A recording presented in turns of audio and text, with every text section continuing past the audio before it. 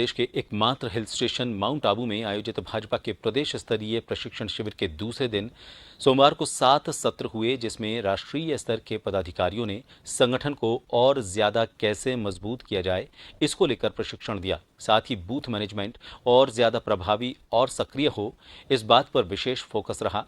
भाजपा प्रशिक्षण शिविर को लेकर कल भाजपा के राष्ट्रीय अध्यक्ष जेपी नड्डा भी पहुंचेंगे और प्रशिक्षण शिविर में हिस्सा लेंगे।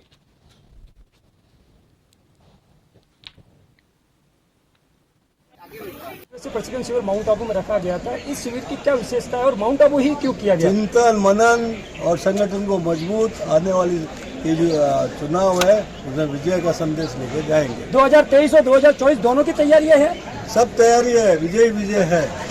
विजय है, परंतु आप आज माउंट आबू के अंदर राजस्थान के सबसे ऊंचे शिखर के ऊपर ये किया गया, क्या मैसेज जनता को देना चाहते हो? भारतीय जनता पार्टी उच्च शिखर पे जा रही है और ये उच्च गुरु शिखर से विजय का संदेश पूरे देश में जाएगा। आने वाले 2023 के चुनाव का बुगुल बच चुका है। बुगुल बच चुका है, चुनौती स्वीकार है, जनता आ रही है, सियासन खाली करो। ये थे राजेंद्र गहलोत जी जो बता रहे थे 2023 के चुनाव का बिल्कुल बच चुका है और माउंट आबू के गुरु शिखर से आह्वान किया गया है कि भारतीय जनता पार्टी की जिस तरह राजस्थान के उच्च शिखर के ऊपर माउंट आबू है, उसी शिखर के ऊपर से भारतीय जनता पार्टी ने आज ऐलान किया है आगामी 2023 के चुनाव के अंदर भारी मतों से भारतीय जनता पार्टी जीतेगी। इस मंथन के अंदर यह भी कहा गया है कि जो केंद्र सरकार की नीतियां हैं और राज्य सरकार की विफलता, दोनों को जनता तक ले जाना, जनता को बताना है कि केंद्र सरकार की कौन कौन सी ऐसी नीतियां हैं जो जन जन तक पहुंचे और राज्य सरकार की कौन सी ऐसी विफलता है जिस कारण राज्य सरकार से जनता दुखी है, उनको लेकर चिंतन और मंथन किया गया। सुनील आचार्य, जन टीवी, सिरोही, माउंट आबू।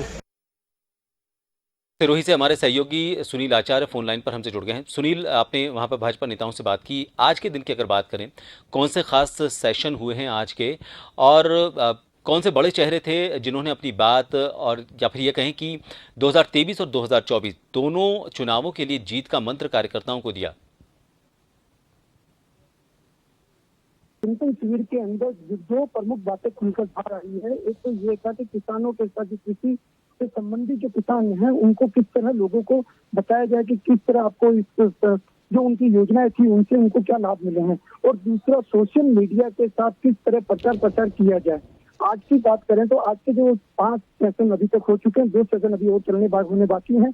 आज के अंदर जो मुख्य वक्ता थे, 2 केंद्रीय मंत्री आज आए थे, अर्जुन राम मेघवाल और कैलाश चौधरी, ये 2 मुख्य वक्ता थे। इनके साथ साथ राजवर्धन सिंह भी सांसद आए थे और राज्यसभा के सांसद राजेंद्र गहलोत के साथ दिव्या कुमारी भी आज के कार्यक्रम में रही थी। सबसे बड़ी बात यह है कि 3 दिन तक जो मंथन शिविर हो रहा है और चिंतन हो रहा है, इसके अंदर यही निकल के आ रहा है कि भारतीय जनता पार्टी एक कैडर बेस्ड पार्टी है और इनको जमीनी हकीकत के ऊपर जाके जनता से आपको रूबरू होना है और इन योजनाओं को जनता तक पहुंचाना है। जी, बहुत शुक्रिया सुनील तमाम जानकारी के लिए। तो कांग्रेस की जो गहलोत सरकार है उसकी विफलताएं और साथ ही केंद्र सरकार की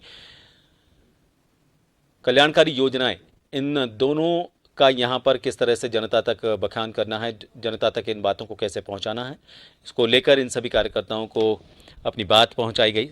बीजेपी के जो वरिष्ठ नेता हैं वो लगातार यहाँ पर अपनी बात सामने रख रहे हैं और कल इसका जो समापन सत्र होगा उसमें शामिल होने के लिए बीजेपी के राष्ट्रीय अध्यक्ष जेपी नड्डा भी माउंट आबू पहुँच रहे हैं।